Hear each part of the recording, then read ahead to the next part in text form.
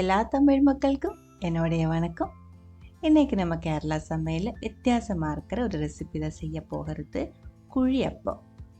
பனியார சட்டியில் பனியார கல்லில் செஞ்செடுத்த அப்பத்தோட ரெசிபி தான். குழந்தைங்களுக்கெல்லாம் ரொம்ப பிடிக்கிற ஒரு ரெசிபியாக இருக்குது. வித்தியாசமாக சாப்பிடணும் அப்படின்னா செஞ்செடுத்து சாப்பிட்டுக்கலாம். இதுக்கு சைடிஷாக ஒரு வெஜிடபிள் கறி கூட நான் செஞ்செடுத்து வச்சுருக்கு. ரொம்ப ஈஸியாக செஞ்செடுத்துக்கலாம். ரொம்ப டேஸ்டியமாக இருக்குது. எப்படி செய்யலான்னு பார்த்துட்டு வரலாம்.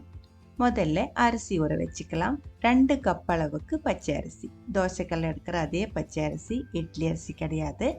பச்சை அரிசி நல்லா 2-3 டைம் கழுகினதுக்கு அப்புறம் தேவையான அளவுக்கு தண்ணி ஊற்றி 6 to 8 மணி நேரம் ஊற வச்சுக்கோங்க. அப்போ நல்லா சாஃப்டாக கிடைக்கணும் அப்படின்னா 6 to 8 மணி நேரம் ஊற வைக்கணும்.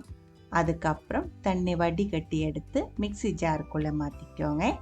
கூடவே 1 கப் அளவுக்கு வேக வச்ச சாதம், அது கூடவே 1 கப் அளவுக்கு துருவன தேங்காய். தேங்காய் எடுக்கும்போது ஃப்ரெஷ்ஷாக இருக்கிற தேங்காய் பால் இருக்கிற தேங்காய் எடுத்துக்கோங்க. ரொம்ப காஞ்ச ட்ரையான தேங்காய் எடுத்தால் அப்போ நல்லா வராது. கூடவே உங்கள்கிட்ட இருந்தால் மட்டும் தேங்காயோட தண்ணி ஊற்றிக்கோங்க. நான் இப்போ தேங்காய் உடைக்கும் போது ஒரு 1/4 கப் அளவுக்கு தேங்காய் தண்ணி கிடச்சிருச்சு. அதுவும் நான் இது கூட ஊற்றிருக்கு. இல்லை இருந்தால் ஊற்ற வேண்டியதில்லை. அதுக்கப்புறம் தேவையான அளவுக்கு தண்ணி ஊற்றி நல்லா ஃபைன் பேஸ்ட்டை அரைச்சி எடுத்துக்கோங்க. அரைக்கும்போது மிக்சி மாவு சூடாகி போகக்கூடாது. உங்களோட மிக்சி சீக்கிரம் சூடாகிற மிக்சி ஆயிருந்துச்சு அப்படின்னா அரைக்கிறதுக்கு 1 மணி நேரம் முன்னாடி அரிசி ஃப்ரிட்ஜில் வச்சதுக்கு அப்புறம் எடுத்து அரைச்சிக்கோங்க. இந்த மாவு பாருங்கள் கொஞ்சம் கட்டியாக இருக்குது. இது இப்போ தோசை மாவு பதத்துக்கு கொஞ்சம் கட்டியாக தான் இருக்குது. கொஞ்சம் லூஸாக பண்ணி எடுத்துக்கலாம். தோசை மாவோட கன்சிஸ்டன்சிலிருந்து கொஞ்சம் லூஸாக தான் இருக்கணும் நம்ம அப்பத்தோட மாவு. அதுக்கு தகுந்த மாதிரி தண்ணி ஊற்றிடலாம். பச்சை தண்ணி ஊற்றாமல் மிக்சி ஜாருக்குள்ளே கொஞ்சம் தண்ணி ஊற்றி மாவு கலக்கி ஊற்றிக்கோங்க. அந்த மாதிரி செஞ்சால் தான் அப்போ நல்லா சாஃப்டாக கிடைக்கும். இந்த மாவோட கன்சிஸ்டன்சி பாருங்கள், இந்த அளவுக்கு லூஸாக இருக்கணும். நல்லா அரைச்சி எடுத்துருக்கு. அரிசி தேங்காய் எல்லாமே நல்லா அரைஞ்சிருச்சு. அதுக்கப்புறம் நம்ம இது மூடி வச்சுக்கலாம். சீக்கிரம் பொங்கி வர்றதுக்காக நான் இதில் ஈஸ்ட்டு பேக்கிங் சோடா எதுவுமே சேர்க்கலை. அதனாலே நம்ம இதை நைட்டு ஃபுல்லாக மூடி வைக்கணும். 8 மணி நேரம் மினிமம் இப்படி வச்சா தான் மாவு நல்லா பொங்கி வரும். 1 டீஸ்பூன் அளவுக்கு ஈஸ்ட்டு கூடி சேர்த்து நல்லா கலக்கி வச்சிருச்சுன்னா 3 to 4 மணி நேரத்துக்குள்ளே மாவு நல்லா பொங்கி வந்துடும். உங்களுக்கு எது பிடிக்குமோ எது வேணுமோ அதே மாதிரி செஞ்சுக்கோங்க. நான் இது காலையில் தான் அரைச்சி வச்சிருந்துச்சு, நைட்டு டின்னர் செய்யறதுக்காக தான். அடுத்தது அப்பத்துக்கான ஒரு கறி ரெடி பண்ணி எடுத்துக்கலாம். 3 பெரிய சைஸ் உருளைக்கிழங்கு இதே மாதிரி கட் பண்ணி எடுத்து வச்சிருக்கு. ஒரு பெரிய சைஸ் கேரட்டு, உருளைக்கிழங்கோட இன்னும் கொஞ்சம் சின்ன சைஸாக கட் பண்ணி எடுத்து வச்சுக்கோங்க. ரெண்டுமே குக்கருக்குள்ளே மாற்றி 1/2 டீஸ்பூன் அளவுக்கு உப்பு, 1/4 டீஸ்பூன் அளவுக்கு மஞ்சத்தூள் போட்டு தேவையான அளவுக்கு தண்ணி ஊற்றி வேக விட்டுக்கோங்க. தண்ணி ரொம்ப அதிகமாக ஊற்ற வேண்டியதில்லை, அது வேகிறதுக்கான தண்ணி போதும். உருளைக்கிழங்கு கேரட்டு ரெண்டுமே நல்லா வேகணும். அதுக்கு தகுந்த மாதிரி விசில் போட்டு நல்லா வேக வச்சு எடுத்துக்கோங்க. 2 to 3 விசில் தேவைப்படும். உங்களோட குக்கரோட சைஸ் பார்த்துட்டு அதுக்கு தகுந்த மாதிரி விசில் போட்டு நல்லா வேக வச்சு எடுத்துக்கோங்க. 3 விசிலுக்கு அப்புறம் நான் குக்கர் ஆஃப் பண்ணிட்டேன். இதில் இருக்கிற ஆவி ஃபுல்லாக போகிற வரைக்கும் வெயிட் பண்ணிக்கோங்க. அதுக்கப்புறம் ஓப்பன் பண்ணி இதே மாதிரி நல்லா மிக்ஸ் பண்ணிக்கோங்க. லைட்டாக அந்த கரண்டி வச்சுட்டு உடச்சி விட்டுக்கோங்க. அதனால தான் நம்ம உருளைக்கிழங்கு கொஞ்சம் பெரிய பீஸாக எடுத்துருக்கு, கேரட் கொஞ்சம் சின்ன பீஸாகவும் எடுத்துருக்கு. ரொம்ப வெந்து போகும்போது உருளைக்கிழங்கு சின்ன பீஸாக சீக்கிரம் கட் ஆகி போயிடும். ஆனால் கேரட் அப்படியே நிற்கும். இப்போ பாருங்கள், ரெண்டுமே கரெக்டாக இருக்குது. இந்த மாதிரி உடச்சி எடுத்துக்கோங்க. அதை அங்கே மாற்றி வச்சுக்கலாம். ஒரு கடாயில் கொஞ்சம் தேங்காய் எண்ணெய் தான் ஊற்றியிருக்கு. எண்ணெய் சூடானதுக்கப்புறம் 1 டீஸ்பூன் அளவுக்கு கடுகு வெடிச்சதுக்கப்புறம் கொஞ்சம் கருவேப்பிலை, ஒரு பெரிய சைஸ் வெங்காயம் சின்ன பீஸாக கட் பண்ணது. வெங்காயம் சின்னதாக இருந்தால் 2 எடுத்துக்கோங்க. கூடவே 1/2 டீஸ்பூன் அளவுக்கு உப்பும் சேர்த்து நல்லா வதக்கிக்கோங்க. நல்லா சாஃப்ட் ஆகணும், பாதி வேகணும், அது வரைக்கும் வதக்கிடலாம். அதுக்கப்புறம் 1/2 இன்ச்சு சைஸுக்கு இஞ்சி சின்ன பீஸாக கட் பண்ணி சேர்த்துருக்கு. 1/2 இன்ச்சு சைஸுக்கு இஞ்சி கட் பண்ணும்போது 1 டீஸ்பூன் அளவுக்கு இருக்கும்.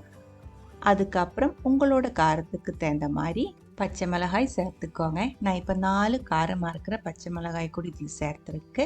நல்லா வதக்கினதுக்கப்புறம் நம்ம மேஷ் பண்ணி எடுத்து வச்சுருக்கிற கேரட் உருளைக்கிழங்கு ரெண்டுமே இதுக்குள்ளே ஊற்றிக்கோங்க. அதுக்கப்புறம் நல்லா மிக்ஸ் பண்ணிடலாம். தீ மீடியம் ஹை ஃப்ளேம்லேயே வச்சுக்கோங்க, கம்மி பண்ணி வைக்க வேண்டியதில்லை. நல்லா மிக்ஸ் ஆனதுக்கப்புறம் செக் பண்ணுங்கள். உப்பு கம்மியாக இருந்தால் சேர்த்து மறுபடியும் மிக்ஸ் பண்ணிக்கோங்க. நல்லா கொதித்து இது எல்லாமே ஒரு டைம் மிக்ஸ் ஆகட்டும். அது வரைக்கும் நம்ம இது மிக்ஸ் பண்ணி கொதிக்க வச்சுக்கலாம். நல்லா கொதிச்சதுக்கப்புறம் தீ கம்மி பண்ணி வச்சுக்கோங்க.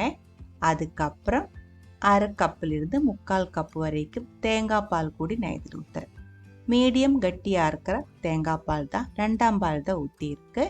அதுக்கப்புறம் நல்லா கலக்கி விட்டுக்கலாம். தேங்காய் பால் ஊற்றுறதுக்கு முன்னாடி தீ கம்மி பண்ணி வைக்கணும். தேங்காய் பால் ஊற்றுனதுக்கப்புறம் கொஞ்சம் தீ அதிகமாக வச்சு கொதிக்கும்போது கைவிடாமல் இதே மாதிரி மிக்ஸ் பண்ணிகிட்டே இருங்க. தேங்காய் பால் ஊற்றினதுக்கப்புறம் நல்லா ஒரு டைம் கொதித்து வரும்போது பாருங்கள், இது நல்லா திக்காக இருக்குது. இந்த டைமில் நம்ம தீ ஆஃப் பண்ணி எடுத்து வச்சுக்கலாம். இந்த ஒரு கறி இடியப்பம், சப்பாத்தி, பூரி, தோசை, ஆப்பம் எல்லாத்துக்கூடையும் சூப்பராக மேட்ச் ஆகும். அடுத்தது நம்ம அப்பம் செய்ய ஆரம்பிச்சுக்கலாம். 8 மணி நேரத்துக்கு அப்புறம் தான் நம்ம மாவு இந்த அளவுக்கு பொங்கி வந்திருக்கு.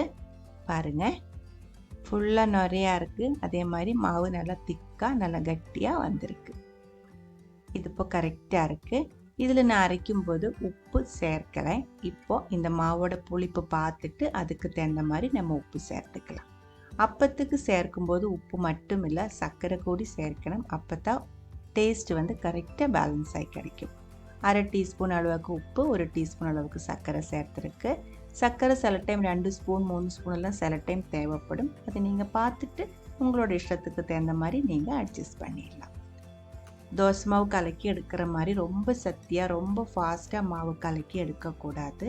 மெதுவாக ரொம்ப சாஃப்டாக தான் அப்பத்தோட மாவு மிக்ஸ் பண்ணி எடுக்கணும். இல்லைன்னா நுரை ஃபுல்லாக அமுங்கி போயிடும். அப்பம் வந்து சாஃப்டாகவும் கிடைக்காது. பாருங்கள், மாவு ரெடியாக இருக்குது. இனி நம்ம அப்பம் செய்ய ஆரம்பிச்சுக்கலாம்.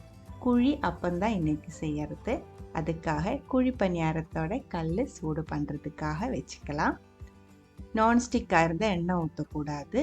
நான்ஸ்டிக்கில் எண்ணெய் ஊற்றிட்டு இது மாதிரி செய்யும்போது நமக்கு கரெக்டாக வராது. அதனால தான் முதல்ல எண்ணெய் ஊற்றாமல் மாவு ஊற்றினதுக்கப்புறம் லாஸ்ட்டாக நம்ம எண்ணெய் ஊற்றிடலாம். குழியில் அப்பத்தோட மாவு பாதி ஊற்றினா போதும். அதுக்கப்புறம் ஊற்றுற கரண்டி வச்சுட்டு மெதுவாக அமர்த்தி கொளுத்திருச்சுன்னா இதே மாதிரி மேலே வரைக்கும் அந்த மாவு பொங்கி வந்து ஓரமாக ஒட்டி நிற்கும். அப்போ தான் நம்ம அந்த பெரிய அப்பத்தோட சின்ன சைஸ் குட்டி அப்பம் கிடைக்கும். பனியார சட்டி ரொம்ப அதிகமாக சூடாகாமல் ஒரு மீடியம் ஃப்ளேமில் சூடு பண்ணிக்கோங்க. அதுக்கப்புறம் மாவு இதே மாதிரி ஊற்றி அப்பம் ரெடி பண்ணி எடுத்துக்கலாம். இதே மாவில் நம்ம செய்கிற வெள்ளை அப்பம், பாலப்பம் அதுவும் ரெடி பண்ணி எடுத்துக்கலாம். ஆனால் இப்போ அதே மாவு வச்சுட்டு ஒரு வித்தியாசமாக இந்த அப்பம் செய்கிறேன், அவ்வளோதான். எல்லா மாவும் ஊற்றினதுக்கப்புறம் மேலே கொஞ்சம் தேங்காய் எண்ணெய் ஊற்றிக்கோங்க. அப்பத்துக்கு தேங்காய் எண்ணெய் தான் கரெக்டாக மேட்ச் ஆகும். ஆயில் ஊற்றினா நல்லா இருக்காது. தேங்காய் எண்ணெய் ஊற்றினதுக்கப்புறம் மூடி வச்சுக்கோங்க. நல்லா வெந்து நடுபாகம் இதே மாதிரி பொங்கி ஓரமெல்லாம் கொஞ்சம் கோல்டன் கலரில் கிறிஸ்பியாக வந்ததுக்கப்புறம் நம்ம இதை எடுத்துக்கலாம். குழி அப்பம் ரெடியாக இருக்குது. இங்கே குட்டீஸுக்கெல்லாம் ரொம்ப பிடிக்கிற ஒரு அப்பம் தான் இது. இந்த ஒரு அப்பம் 6 அப்பம் எல்லாம் சாப்பிட்டா தான் நமக்கு ஒரு அப்பம் சாப்பிட்ற மாதிரி இருக்கும். அதனாலே ஒரு 15-20 எல்லாம் சில பேர் சாப்பிடுவேன். இது குழந்தைங்களெல்லாம் இருந்தால் சின்ன ஒரு ஸ்பூனில் கறி எடுத்து இதுக்கு மேலே வச்சு அப்படியே ஒன்றா வாய்க்குள்ளே போட்டு சாப்பிட்றேன். இல்லை இருந்தால் ஒரு அப்பம் ஃபுல்லாக எடுத்து கறிக்கு மேலே வச்சு கறியோடு சேர்த்து எடுத்து சாப்பிட்டுக்கலாம். ஊற்றி சாப்பிடணுன்ட்டு இல்லை. இந்த ஒரு ரெசிபி உங்களுக்கு பிடிச்சிருந்தா கண்டிப்பாக ட்ரை பண்ணி பாருங்கள். அதுக்கப்புறம் உங்களோட கமெண்ட்ஸ் எல்லாம் சொல்லிடுங்க. இந்த சமையல் பிடிக்கிற ஃப்ரெண்ட்ஸுக்கு மறக்காமல் ஷேர் பண்ணி விட்டுக்கோங்க. நீங்கள் இது வரைக்கும் நம்ம சேனலுக்கு கொடுத்துட்ருக்கிற சப்போர்ட்டுக்கு ரொம்ப ரொம்ப நன்றி. உடனே பார்க்கலாம் இன்னொரு ரெசிபியோட. அது வரைக்கும் வணக்கம்.